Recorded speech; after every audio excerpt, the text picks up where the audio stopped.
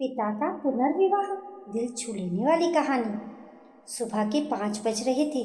बाहर अभी हल्का अंधेरा था और दिसंबर की ठंडी हवा खिड़की की दरारों से भीतर आ रही थी। राम कुमार जी ने चादर ठीक से ओढ़ते हुए करवट बदली। नींद टूट चुकी थी पर उठने का मन नहीं था। पिछले 2 साल से हर सुबह ऐसी ही होती थी। बिस्तर से उठने की अनिच्छा, दिन गुजारने की मजबूरी। चाय बना दूं? कमरे के दरवाजे पर खड़ी कविता ने धीमे से पूछा। अभी नहीं, थोड़ी देर बाद। राम कुमार जी ने आंखें बंद रखते हुए ही जवाब दिया। कविता चुपचाप वापस रसोई की तरफ मुड़ गई। उसके कदमों की आहट धीरे धीरे दूर होती गई। राम कुमार जी ने आंखें खोली, छत की सफेदी पर नजर टिका दी। साल भर हुआ था इस कमरे में कविता के आने को, पर अभी भी सब कुछ अजनबी सा लगता था। न कविता पूरी तरह अपनी लगती, न ये कमरा, न ये जिंदगी। पापा, आप फिर से शादी कर रहे हैं?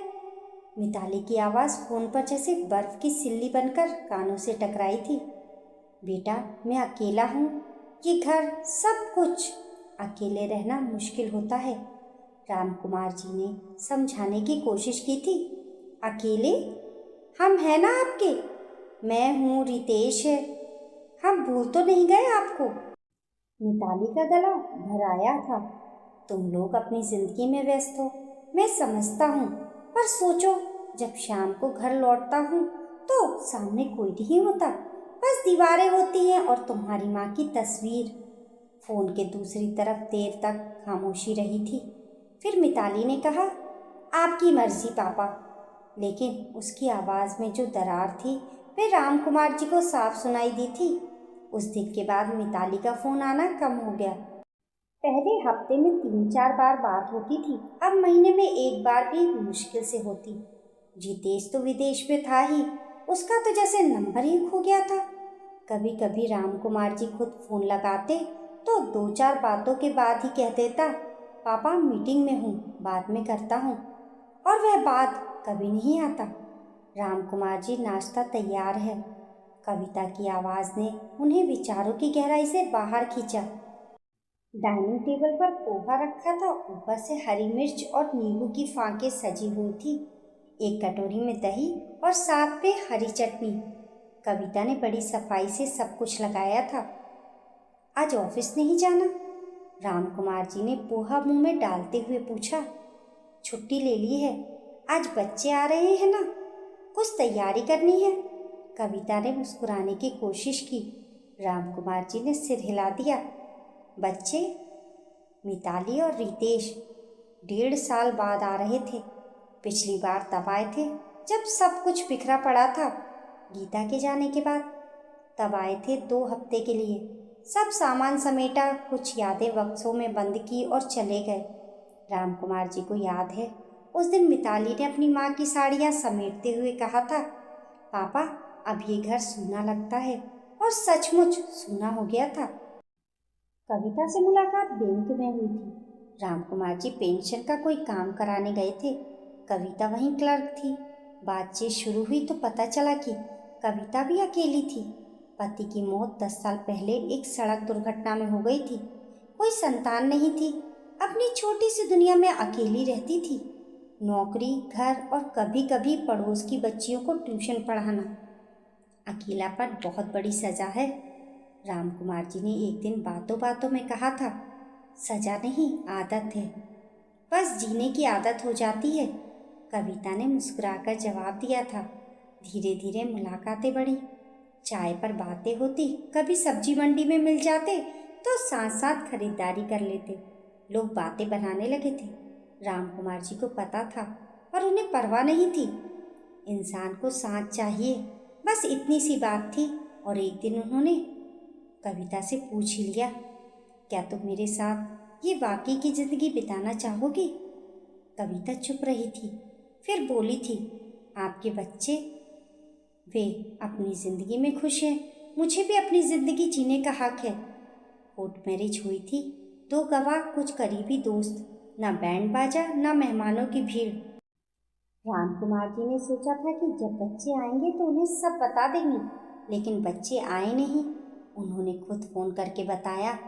मिताली का स्वर बदल गया था। रितेश ने तो बस इतना कहा था, ओके पापा, आपकी लाइफ है। दरवाजे की घंटी बजी। कविता ने अपने आटे से भरे हुए हाथ कपड़े से पोंछे और दरवाजे की तरफ दौड़ी। रामकुमार जी भी उठ खड़े हुए। दिल तेजी से धड़क रहा था, बिल्कुल वैसे ही जैसे इम्तिहान के नतीजों का इंतजार करते बच्चे का दिल धड़कता है। खोलूं? कविता ने दरवाजे के पास पहुंचकर पीछे मुड़कर पूछा।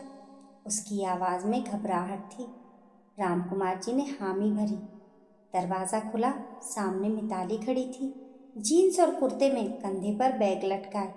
पीछे रितेश था, चेहरे पर हल्की दाढ़ी, आंखों में थकान। दोनों ने पहले कविता को देखा, फिर पापा को। आओ बच्चों। रामकुमार जी ने बाहें फैलाई। मिताली ने झुककर पापा के पैर छुए। रितेश ने भी हाथ जोड़ लिए, लेकिन ना वे गर्मजोशी थी, ना वे अपनापन जो कभी हुआ करता था। जैसे सब कुछ एक रस्म अदायगी बनकर रह गया था। अंदर आओ, कविता ने रास्ता दिया। उसकी आवाज़ में एक अजीब सी हिचकिचाहट थी, जैसे अपने ही घर में मेहमान की तरह खड़ी हो। मिताली और रितेश अंदर आए। दोनों की निगाहें घर के हर कोने पर टिक रही थी। साल भर में बहुत कुछ बदल चुका था। पुराने पर्दे बदल गए थे, दीवारों पर नए रंग चढ़ गए थे। ड्राइंग रूम में गीता की बड़ी सी तस्वीर की जगह अब शीशे की एक छोटी सी पेंटिंग टंगी थी। मम्मी की तस्वीर कहाँ है? मिताली ने सीधा सवाल दागा। रामकुमार जी ने गला साफ किया। अपने कमरे में लगा दी है। मिताली बिना कुछ बोले सीधे माँ के कमरे की तरफ बढ़ गई। कमरे का दरवाज़ा खोला तो सामने ही गीता की तस्वीर थी। माथे पर लाल बिंदी, होठों पर हल्की मुस्कान, आंखों में वही पुरानी चमक। तस्वीर के आगे अगरबत्ती जल रही थी। मिताली वहीं जमीन पर बैठ गई। रितेश भी उसके पास आकर खड़ा हो गया। दोनों चुपचाप माँ की तस्वीर देखते रहे। कितनी देर तक वे ऐसे ही बैठे रहे, किसी को पता नहीं चला। मिताली, चाय ले आऊं? कविता ने दरवाजे पर खड़े होकर पूछा। नहीं चाहिए, मिताली ने बिना मुड़े जवाब दिया। कविता वापस रसोई में चली गई। उसकी आंखें भर आई थी। उसने चूल्हे पर चाय का पानी चढ़ा दिया। अदरक काटते हुए उसके हाथ कांप रहे थे। उसने मन ही मन सोचा, काश वह भी इन बच्चों के दिल में थोड़ी सी जगह बना पाती। शाम ढलने लगी थी। मिताली और रितेश बाहर आंगन में बैठे थे। आंगन के कोने में गमलों की कतार थी। गुलाब, गेंदा, अपराजिता और एक नीम का छोटा पौधा। ये सब किसने लगाए? मिताली ने पूछा। कविता ने, रामकुमार जी ने जवाब दिया। उसे पौधों का बहुत शौक है। कहती है हरियाली घर को जिंदा रखती है। मम्मा को भी बागवानी का शौक था। उन्होंने वो गुड़हल का पेड़ लगाया था ना पीछे, अब कहाँ है? रितेश ने पूछा। सूख गया था बेटा, पिछली गर्मियों में पानी देने वाला कोई नहीं था। रामकुमार जी की आवाज़ में हल्की उदासी थी। रितेश कुछ बोला नहीं, बस गुड़हल की जगह देखता रहा जहाँ एक नया पौधा लगा था, चमेली का। रात का खाना मेज पर लग चुका था। दाल, चावल, आलू की सूखी सब्जी, मटर पनीर और घर के बने नान। कविता ने सब कुछ अपने हाथ से बनाया था। उसने बच्चों की पसंद का ख्याल रखा था, जो उसने रामकुमार जी से पूछ पूछ कर जाना था। खाना शुरू हुआ। पहला निवाला मुंह में डालते ही मिताली का हाथ ठिठक गया। ये स्वाद बिल्कुल मम्मा जैसा, उसने आश्चर्य से कहा। मैंने मैंने तुम्हारी माँ की रेसिपी डायरी से सीखा, कविता ने धीमे से कहा। रामकुमार जी ने दिखाई थी मुझे। मिताली ने कविता की तरफ देखा। पहली बार उसकी नज़रों में नमी थी। उसने कुछ नहीं कहा, बस खाना खाती रही। रितेश भी चुपचाप खाता रहा। खाना खत्म करके दोनों ने हाथ धोए, फिर ड्राइंग रूम में आकर बैठ गए। रात गहराने लगी थी। रामकुमार जी को लग रहा था कि उन्हें बच्चों से बहुत कुछ कहना है, पर शब्द नहीं मिल रहे थे। तभी रितेश ने कहा, पापा हम कल चले जाएंगे, बुआ के यहाँ रुकना है। रामकुमार जी का दिल बैठ गया। बेटा इतनी जल्दी? यहीं रुक जाओ ना, ये तुम्हारा ही तो घर है। पापा, रितेश कुछ कहने ही वाला था कि कविता ने बीच में टोका। सुनो बच्चों, कविता की आवाज़ में एक अजीब सी दृढ़ता थी। मैं कुछ कहना चाहती हूँ। सबने उसकी तरफ देखा। मैं जानती हूँ कि तुम लोगों के लिए ये सब आसान नहीं है। अपनी माँ की जगह किसी और को देखना ये बहुत मुश्किल होता है। मैं समझती हूँ। कविता की आंखों में आंसू तैर रहे थे, पर उसने खुद को संभाला। लेकिन मैं तुम्हारी माँ की जगह लेने नहीं आई हूँ। उनकी जगह तो हमेशा उनकी ही रहेगी। मैं तो बस एक सहारा बनकर आई हूँ तुम्हारे पापा के लिए, और अगर तुम चाहो तो अपने लिए भी। कमरे में सन्नाटा छा गया। सिर्फ दीवार घड़ी की टिक टिक सुनाई दे रही थी। मैंने कभी नहीं सोचा था कि मुझे दोबारा कोई परिवार मिलेगा। कविता बोलती रही। मेरा कोई नहीं है, ना माँ, ना बच्चे, ना भाई बहन। बस अकेली थी मैं, और तुम्हारे पापा भी अकेले थे। तो अकेले लोगों ने सोचा कि साथ रह लेंगे तो शायद जिंदगी थोड़ी कम भारी लगे। बस इतना ही है। मिताली की आंखें भीग चुकी थी। उसने अपनी उंगलियों से आंसू पोंछे। तुम्हारी माँ बहुत अच्छी इंसान नहीं होंगी। कविता ने मिताली की तरफ देखा। उनकी लिखी रेसिपी पढ़ते हुए मुझे ऐसा लगता था जैसे मैं उन्हें जानती हूँ। हर रेसिपी की हाशिया पर छोटे छोटे नोट्स। मिताली को ज़्यादा मीठा पसंद है, रितेश को काजू नहीं पसंद। वो अपने बच्चों से कितना प्यार करती थी। ये सुनते ही मिताली का बांध टूट गया। फिर फूट फूट कर रो पड़ी। कविता ने बिना कुछ सोचे उसे अपनी बाहों में भर लिया। मिताली ने भी कोई प्रतिरोध नहीं किया। वे कविता के कंधे पर सिर रखकर रोती रही, बिल्कुल वैसे ही जैसे कोई बच्ची अपनी माँ से लिपट कर रोती है। रितेश भी अपने आंसू नहीं रोक पाया। उसने अपना चेहरा दूसरी तरफ घुमा लिया, पर उसके कांपते कंधों ने सब बता दिया। रामकुमार जी की आंखें भी छलक आईं।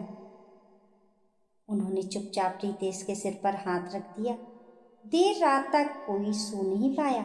मिताली और कविता रसोई में बैठी बातें करती रही। मिताली ने अपनी नौकरी के बारे में बताया, दिल्ली के फ्लैट के बारे में बताया, अपनी जिंदगी के बारे में बताया। कविता सुनती रही, बस सुनती रही, और कभी कभी मुस्कुरा देती।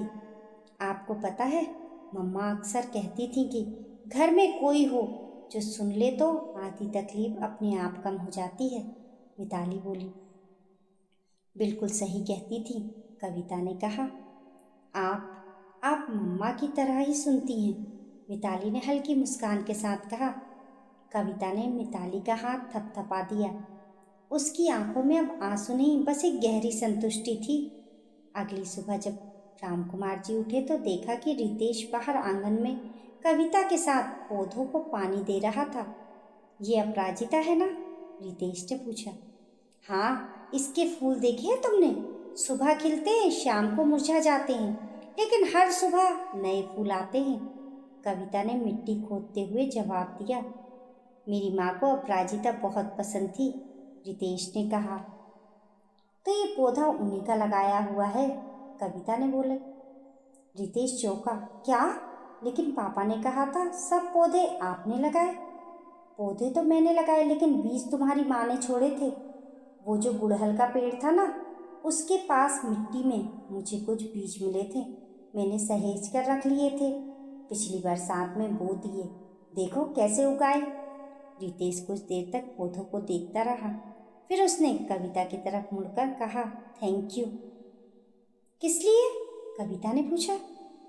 पापा का ख्याल रखने के लिए, और इन पौधों को बचाने के लिए। जाने का दिन आया। मिताली रितेश का सामान पैक हो चुका था। टैक्सी दरवाजे पर खड़ी थी, लेकिन इस बार जाने की जल्दी नहीं थी।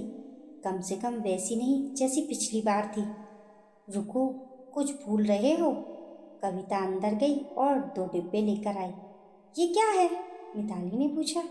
तुम्हारे लिए आम का अचार और रितेश के लिए बेसन के लड्डू, कल रात बना लिए थे। मिताली ने डिब्बे ले लिए, फिर उसने झुककर कविता के पैर छुए। कविता घबराकर पीछे हटने लगी, पर मिताली ने उसे रोक लिया। आशीर्वाद तो दीजिए, मिताली ने कहा। जीती रहो, खुश रहो। कविता का गला भराया। रितेश ने भी झुककर पैर छुए। फिर दोनों भाई बहन ने पापा को गले लगाया। टैक्सी में बैठने से पहले रितेश ने पीछे मुड़कर देखा। दरवाजे पर पापा और कविता खड़े थे। कविता का हाथ पापा के हाथ में था। अगली बार जब आएंगे तो ज़्यादा दिन रुकेंगे, रितेश ने मुस्कुराकर कहा। और सर्दियों में तो ज़रूर आएंगे, आप भी आइएगा दिल्ली, मिताली ने कविता की तरफ देखते हुए कहा। टैक्सी गली के मोड़ से गायब हो गई। रामकुमार जी और कविता दरवाजे पर ही खड़े रहे। सुबह की हल्की धूप अब तेज होने लगी थी। हवा में अपराजिता के फूलों की हल्की खुशबू थी। चलो अंदर चलते हैं, रामकुमार जी ने कविता के कंधे पर हाथ रखा। हाँ, आपके लिए चाय बना दूं, कविता मुस्कुराई। दोनों अंदर चले गए। आंगन में अपराजिता के फूल पूरी तरह खिल चुके थे। घर की खिड़कियों से धूप भीतर आ रही थी। दीवारों पर टंगी तस्वीरों पर रोशनी पड़ रही थी। सब कुछ वैसे ही था जैसे हर सुबह होता था, और फिर भी आज सब कुछ थोड़ा अलग लग रहा था। शायद इसलिए कि आज घर में खामोशी नहीं थी। आज घर में एक अजीब सी पूर्णता थी, वैसी ही जैसे कोई धुन अपनी सही जगह पर आकर ठहर जाए। कविता ने रसोई में चाय का पानी चढ़ाया। गैस की आंच पर पानी खदकने लगा। उसने चाय की पत्ती डाली, अदरक डाला, इलायची कूट कर डाली। भाप के साथ पूरी रसोई में खुशबू फैल गई। बाहर आंगन से चिड़ियों की चहचहाट आ रही थी।